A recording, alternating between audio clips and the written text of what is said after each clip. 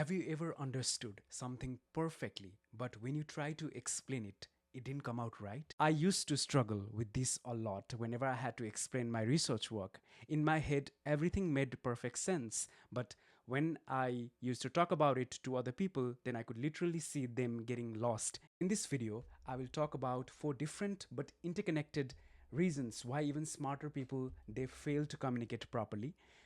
The fourth reason, it's the most important of all, and most people overlook. And honestly, the last reason is the one that made a biggest difference for me.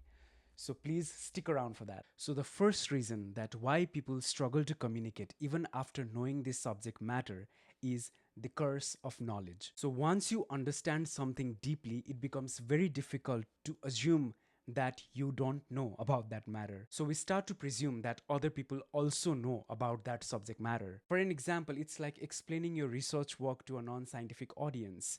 In your head, everything is clear, you are explaining it to them, but you are already losing them in your first sentence. So the quick fix for this problem is that you need to explain your work in a way that you're explaining it to a 12-year-old. So while explaining your work to a 12-year-old, you cannot assume that the 12-year-old already knows the basics of what you're explaining. So to better explain the curse of knowledge, I have a couple of slides as an example. Suppose I'm doing a presentation on ketone body lowers metabolic syndrome via chromatin remodeling. I can follow approach 1 where I have a slide on hypothesis, another slide on experimental design, followed by slides on results and conclusions. Here, the problem is that I'm assuming the audience knows what these terms are. If the audience is composed of non-scientists, then they may get lost from the moment I start my presentation. So to fix it, it is the best idea to define what this term mean. So in approach 2, we can define what ketone bodies are, measure kinds of ketone bodies which are produced in the body, and also how they are generated in our body. We can have another slide on metabolic syndrome, why is it important to address, and the risk factors of metabolic syndrome. We can have another slide on chromatin remodeling and simplify the concept with easy to follow figures or animations. So based on that background knowledge, then we can talk about the hypothesis of the study, experimental design, results, conclusions in the following slides. We can also simplify the title so that we are not overcomplicating the presentation from the beginning, and here are some of the suggested titles for the same. As I showed you in the presentation, that adding the background information will help the audience to get the information that is needed to understand the other aspects of the work that you're explaining. So the second important thing is thinking is not equal to explaining. In your head, ideas feel organized, but when you're explaining that topic to the audience, then they can come out messy. So you jump from point A to point C and you forget to mention about point B. So in order to fix this problem, it's very important to structure your thoughts before speaking. You can take some pauses in between to fill the silence. You don't need to rush. Take your time while explaining your stuff to the audience.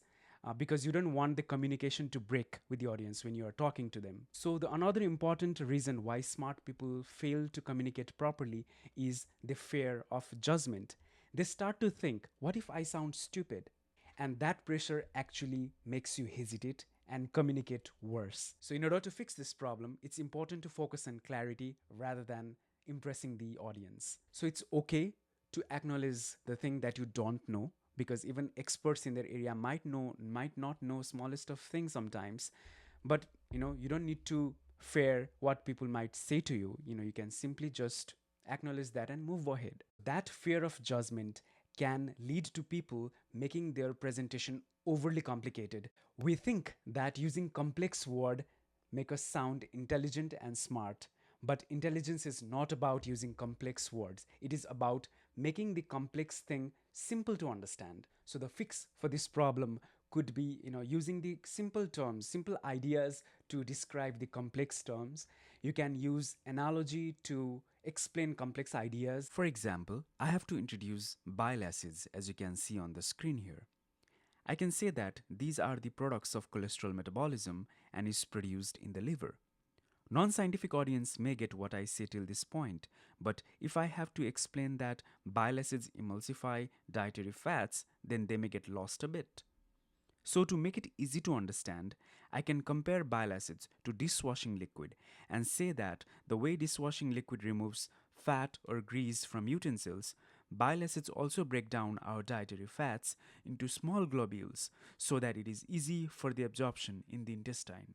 So that way, we are now making the audience remember bile acids as a detergent-like molecules, which helps in breaking down fats. You can also use real-world examples to make people understand what you're talking about. So in my last video, I talked about how to deliver a confident presentation, but confidence is not enough.